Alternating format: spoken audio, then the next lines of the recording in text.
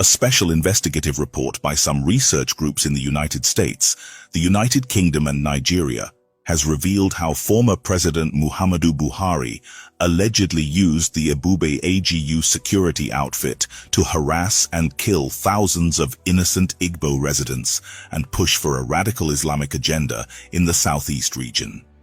The report was published as a collaborative effort of the International Society for Civil Liberties and Rule of Law, Inter-Society, the Ekwenchi Research Institute, Chicago, Illinois, USA, the Global Igbo Leaders Coalition, GEL, United Kingdom, and the Rising Sun Charities Organization, Newark, New Jersey, USA. The organizations noted that the Ebubeagu security arrangement was also a channel through which illicit small arms and light weapons were proliferated in the region, adding that the Imo and Ebonyi state governments were particularly culpable in the implementation of the jihadist Fulani and Islamic agenda.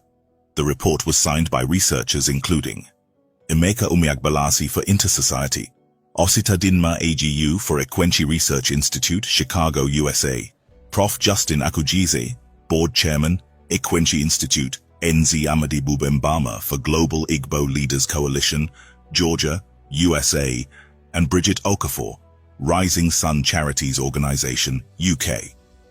The report stated that the remote reasons behind the rising and proliferation of more than 20 armed killer entities in Igbo land, especially southeast and Igbo parts of the South Nigeria, since 2015 and January 2021, when escalations and proliferations heightened, was traced to Buhari's bent on laying siege, conquering and enslaving the Igbo land, her defenseless populations and properties for purposes of radical Islamism and politics of hate, segregation, and exclusion.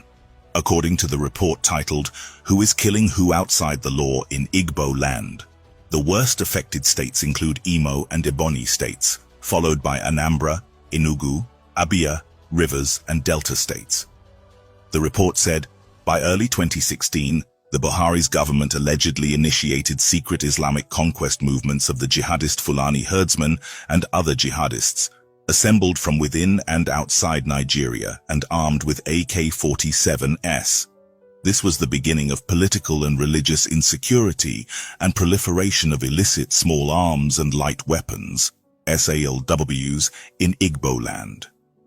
The Islamic conquest movements were also strongly suspected to have been heavily aided and protected by the Nigerian military formations, during which forests, bushes and farmlands of South-South, Southeast, Middle Belt and Christian parts of the Southwest were invaded, seized and occupied.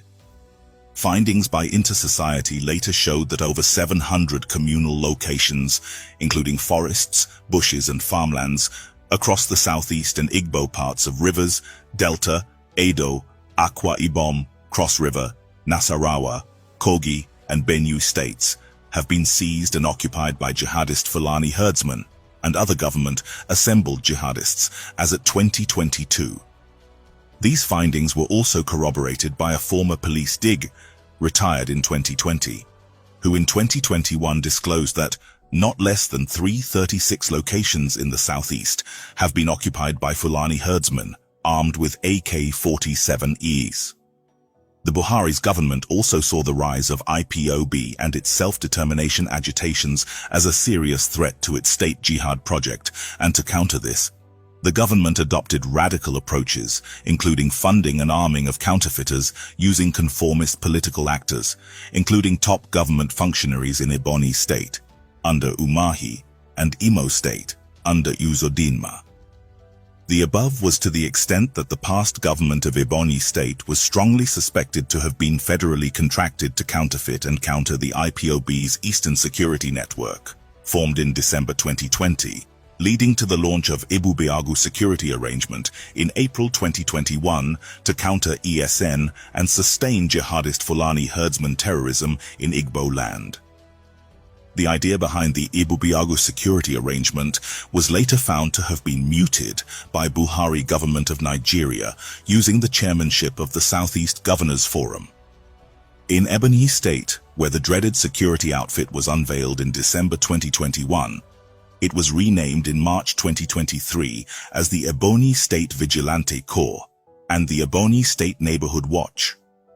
The above was as a result of the proscription of the Ebubeagu Vigilante Group by a federal high court sitting in Abakaliki in February 2023. The Ebubeagu security arrangement is therefore only a counterfeit and anti-self-determination instrument.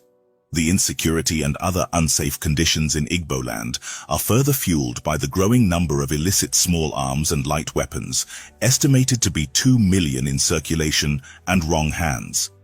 This is out of Nigeria's estimated 7 million SALWs. The report added that some governors are found in this special investigative report to be busy wastefully and lavishly spending billions of naira monthly on security votes without anything to show for it.